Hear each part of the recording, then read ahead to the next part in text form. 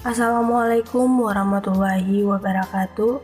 Perkenalkan, nama saya Onarika Sanger.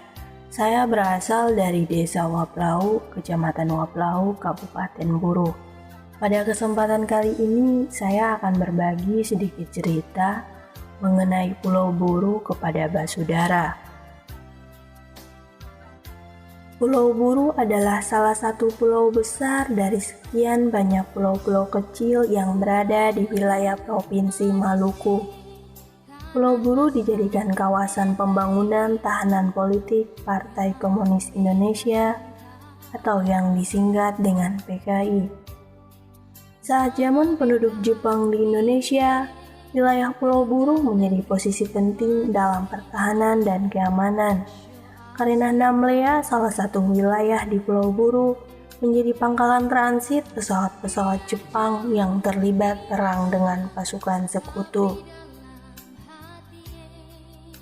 Salah satu keunggulan khusus yang dimiliki Pulau Buru adalah kesuburan tanah dan letak geografis dalam lalu lintas perdagangan internasional.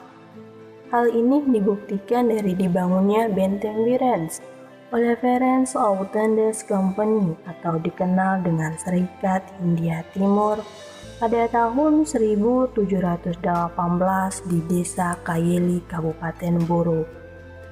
Pulau Buru dikenal sebagai tempat pembuangan tahanan politik pada masa Orde Baru. Namun secara perlahan Buru berubah menjadi daerah penyangga perekonomian di Kota Ambon, bahkan Indonesia Timur.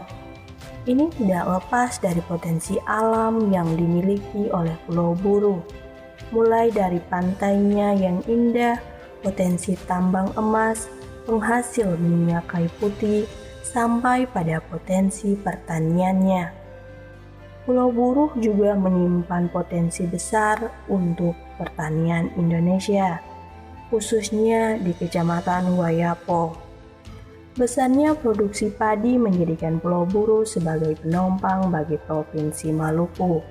Bahkan 60% dari total produksi beras Maluku berasal dari Pulau Buru.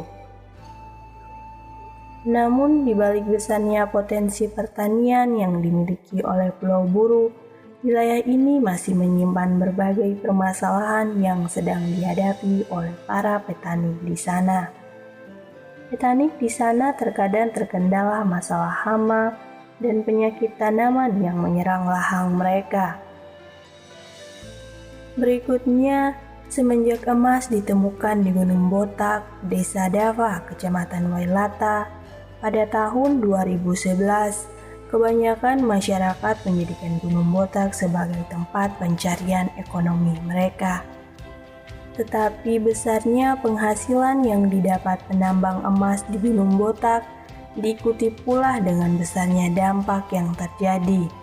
Daerah Gunung Botak menjadi rawan longsor karena adanya penggalingan lubang untuk pertambangan. Daerah yang mulanya merupakan ekosistem hutan berubah menjadi lubang tambang. Hal ini sangat merusak lingkungan. Selain beras dan pertambangan emas di Gunung Botak, Pulau Buru juga memiliki tanaman kayu putih.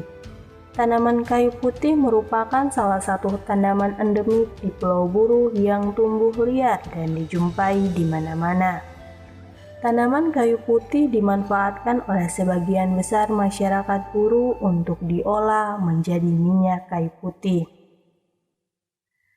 Banyak sekali dijumpai rumah penyulingan minyak kayu putih milik masyarakat Pulau Buru yang berprofesi sebagai petani penyuling minyak kayu putih. Kehadiran rumah penyuling minyak kayu putih tersebut telah memberikan implikasi positif bagi pertumbuhan ekonomi di Kabupaten Buru.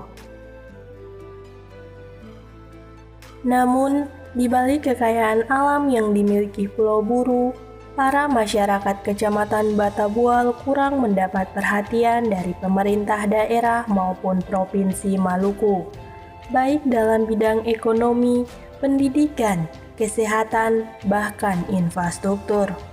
Kecamatan Batabual adalah salah satu kecamatan tertua di Kabupaten Buru, mestinya juga diperhatikan oleh pemerintah seperti daerah-daerah lainnya. Pasalnya sudah 19 tahun ini, sumber daya alam yang dimiliki Kecamatan Batabual hasilnya tidak dinikmati oleh para masyarakat. Apalagi sampai saat ini, jalan lintas kabupaten menuju kecamatan belum diaspal. Warga masih bersusah-susah menyeberangi sungai dan lautan. Jalan yang ada di Kecamatan Batabual rusak total, sehingga ketika tiba musim hujan, masyarakat tidak bisa melakukan aktivitas melalui jalur darat dan terpaksa melalui jalur laut untuk bisa ke ibu kota kabupaten. Ketika musim timur, jalur laut sangat berbahaya karena ketinggian gelombang bisa mencapai 2-3 meter.